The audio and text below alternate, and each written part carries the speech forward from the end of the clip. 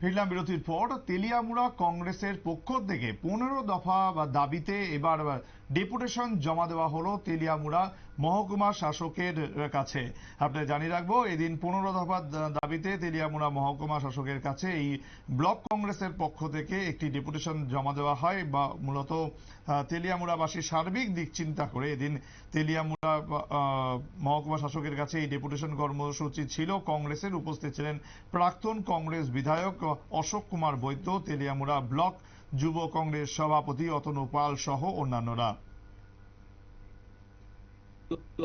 এবং double engine সরকার, এগুলি কোনো এই সমস্যাগুলো নিরসনে তাদের কোনো ভূমিকা দেখা যাচ্ছে না।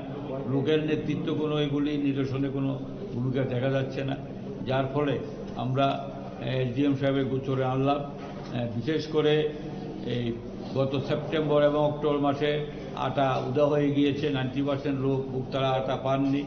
এবং এখানে জলের সমস্যা, পৌরসভা আগামী দিন বিরাট আকার ধারণ করবে। মানুষ সময় মতো জল পাচ্ছে না এবং টাইম খুব শর্ট, কম সময়ে জল পাচ্ছে।